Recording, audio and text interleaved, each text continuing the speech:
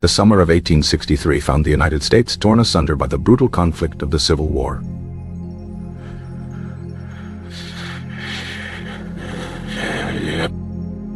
General Robert E. Lee, commander of the Confederate Army of Northern Virginia, saw an opportunity for a decisive victory on Union soil. His plan was bold: invade the North, threaten major cities, and force a negotiated peace. The Union's Army of the Potomac, under the fresh command of General George G. B. Meade, moved to intercept him. The two colossal armies were on a collision course, destined to meet near a small, unsuspecting Pennsylvania town. That town was Gettysburg. On the morning of July 1st, the fateful encounter began, not with a grand, planned charge, but with a skirmish over shoes. Confederate troops from General Henry Heth's division advanced on the town in search of supplies. They were met by dismounted Union cavalry under the command of the tenacious Brigadier General John Buford. Buford recognized the strategic importance of the high ground south of Gettysburg. He knew he had to hold it at all costs until Union infantry could arrive. His troopers fought with fierce determination, buying precious time with their lives. The sound of battle echoed through the hills, a grim announcement that the war had come to Pennsylvania. The Union's I Corps, led by the respected Major General John F. Reynolds, rushed to the scene. Reynolds was a brilliant commander, but his time on the field would be tragically short. As he directed his troops near Herbst Woods, a Confederate bullet struck him down. The Union command was thrown into momentary chaos. Despite the loss, the Iron Brigade fought with legendary courage, earning their fearsome reputation. Throughout the day, Confederate forces under Generals A.P. Hill and Richard Ewell pressed the attack. The Union lines, outnumbered and outflanked, began to buckle. Fighting retreat ensued through the streets of Gettysburg itself. Union soldiers fell back to the high ground Buford had identified, Cemetery Hill and Culp's Hill. As the sun set on the first day, the Union held a strong defensive position, shaped like a fishhook. The Confederates had won the day's engagement, but had failed to seize the decisive heights. General Lee was confident, believing his army was invincible. He planned to renew the attack on the second day, targeting the Union flanks. The morning of July 2nd was deceptively quiet, a tense calm before the storm. Both armies consolidated their positions and brought up reinforcements. General Meade worked tirelessly to arrange his corps along the ridgeline. The Union left flank was anchored by two hills, Little Round Top and Big Round Top. However, Major General Daniel Sickles, commanding the Three Corps, made a controversial decision. Dissatisfied with his position, he advanced his corps to higher ground near the Emmitsburg Road. This move created a salient, a bulge in the Union line that was vulnerable to attack from multiple sides. Lee ordered General James Longstreet to launch a massive assault on this exposed Union left. The Confederate attack, though delayed, finally began in the late afternoon. Fierce fighting erupted in places that would become legendary: the Devil's Den, the wheat field, and the peach orchard. The Devil's Den was a maze of massive boulders, a natural fortress contested with brutal ferocity. The wheat field changed hands multiple times in bloody, back-and-forth combat. At the peach orchard, Sickles' men fought desperately as their position was overwhelmed. General Sickles himself was grievously wounded, his leg shattered by a cannonball. The Three Corps was shattered, but Union reinforcements rushed to plug the gaps. Meanwhile, a Confederate division aimed for the lightly defended Little Round Top. Union's chief engineer, General-Gouverneur Warren, spotted the danger from the summit. He frantically diverted troops to defend a crucial hill. Colonel Strong Vincent and his brigade were the first to arrive. Among them was the 20th Maine, commanded by a former professor named Colonel Joshua Chamberlain. The men from Maine held the extreme left of the entire Union Army. They repelled wave after wave of attacks from determined Alabamians. With his men running out of ammunition and facing another charge, Chamberlain made a fateful decision. He ordered his men to fix bayonets and charge down the hill. The audacious, swinging door maneuver shocked the exhausted Confederates, who were swept from the hillside. Little Round Top was saved, and with it, perhaps the entire Union Army. As darkness fell on the second day, fighting also raged on the Union right at Culp's Hill and Cemetery Hill. Confederate troops briefly captured some of the lower trenches on Culp's Hill. The second day of battle had been even bloodier than the first. The Union line had bent, but it had not broken. He remained convinced that one more push could shatter the Union resolve.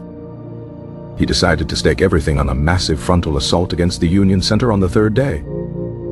Longstreet vehemently disagreed, arguing for a strategic maneuver around the Union flank. But Lee's mind was made up. His orders were final.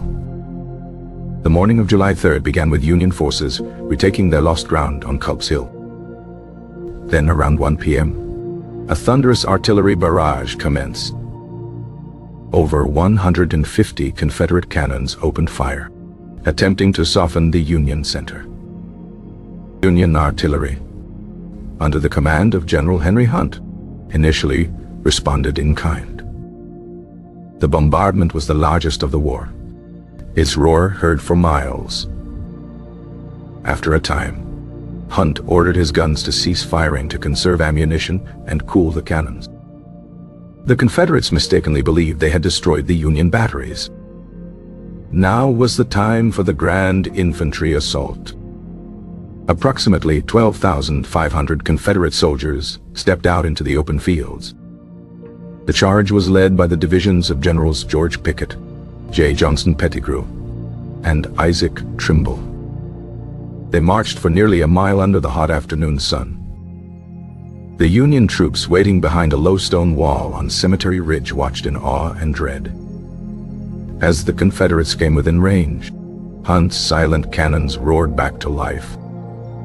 Gaps were torn in the Confederate lines by devastating artillery fire. Still they came on, closing ranks and pressing forward with incredible bravery. Union infantry opened fire with volley after volley of rifle fire. The Confederate assault faltered under the storm of lead and iron.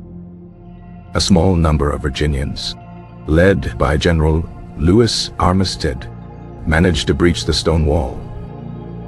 This moment was the high water mark of the Confederacy. But the breakthrough was short-lived. Armistead was mortally wounded, and his men were killed, captured, or repulsed. Survivors of the charge streamed back in defeat across the same field they had crossed with such hope. General Lee rode out to meet them, taking the blame upon himself. "It is all my fault," he said, his voice heavy with grief. The Battle of Gettysburg was over.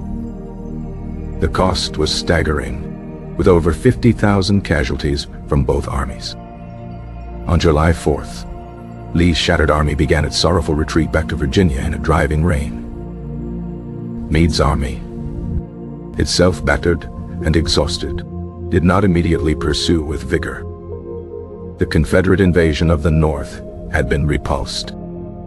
Never again would Lee be able to mount such a large-scale offensive. Gettysburg, combined with the Union victory at Vicksburg, marked the turning point of the Civil War. The hope of a decisive Confederate victory on Union soil was extinguished. The path to Union victory was now clearer, though it would still be long and bloody. In November of that year, a ceremony was held to dedicate a national cemetery on the battlefield. President Abraham Lincoln was invited to offer a few appropriate remarks. His short speech, the Gettysburg Address, would become one of the most famous in American history. He spoke of a new birth of freedom and a government of the people, by the people, for the people. Lincoln's words gave meaning to the immense sacrifice made on those fields. The battle had consecrated the ground, turning a place of conflict into a symbol of national purpose. The echoes of Gettysburg would resonate through the remainder of the war and for all of American history. The first day began as a meeting engagement, a clash that neither side had fully planned. Buford's cavalry provided a crucial screen, delaying the Confederate advance with stubborn resistance. The Iron Brigade's stand in the woods west of town was a testament to their unflinching bravery. By afternoon, overwhelming Confederate numbers forced the Union Eleventh Corps to break and retreat. Retreat through Gettysburg was a confused and desperate affair for the Union soldiers. General Winfield Scott Hancock arrived to rally the troops and organize the defense on Cemetery Hill. The first day ended with the Union holding a formidable defensive arc from Culp's Hill to Cemetery Ridge. The second day's battle was defined by Longstreet's delayed but powerful assault on the Union left. Sickles's unauthorized move to the Peach Orchard created a salient that became a death trap for his corps. The fighting in the wheat field was a swirling vortex of charges and countercharges. Hood's Texans and Alabamians fought with savage determination to take Devil's Den. The timely arrival of the V Corps helped stabilize the crumbling Union line. Chamberlain's bayonet charge was a moment of inspired desperation that saved the flank. Simultaneously, Confederate General Jubal Early's division attacked the Union right on Cemetery Hill. The fighting there was desperate and at close quarters, among the tombstones and cannons. At the end of the second day, both armies were exhausted, having suffered immense losses. The third day was Lee's final gamble, a massive frontal assault on the strongest part of the Union line. The preliminary artillery duel was an awesome and terrifying spectacle of firepower. Pickett's Virginians marched with parade ground precision into a storm of fire. The Union line on Cemetery Ridge, anchored by the two corps, held firm behind their stone wall.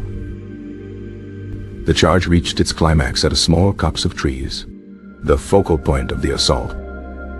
The repulse of Pickett's charge marked the definitive end of the battle. The field between the ridges was a scene of unimaginable carnage. Lee's army had been bled white, its offensive power broken. The retreat to Virginia was a miserable ordeal of rain, mud, and suffering. Gettysburg was a victory of endurance and the steadfast courage of the common soldier. The battle became a powerful symbol of the nation's struggle for survival and unity. The ground itself, soaked in the blood of thousands, became hallowed. It was a turning point not just in strategy, but in the spirit of the war. The Confederacy's best hope for a swift victory had vanished in the fields of Pennsylvania. The Union, though grievously wounded, had found the will to endure and ultimately prevail. The story of Gettysburg is one of courage, folly, and immense sacrifice. It remains the largest and bloodiest battle ever fought on North American soil. Names of its heroes, both famous and unknown, are forever etched in history. The battle was a crucible that forged a new understanding of the nation's identity. From the desperate defense of a cavalry screen to a final, doomed charge, the battle encompassed the full tragedy of war. The strategic high ground, from the Round Tops to Cemetery Hill, dictated the flow of the entire engagement. Command decisions, both brilliant and flawed, sealed the fate of thousands. The individual soldier's experience ranged from terror and confusion to moments of sublime courage. The sound of the cannonade on the third day was a terrifying symphony of destruction. For the townspeople of Gettysburg, the battle was a terrifying invasion that turned their homes into hospitals. The aftermath of the battle was a grim landscape of death and devastation. Yet, from this devastation arose a renewed sense of national purpose, articulated by Lincoln.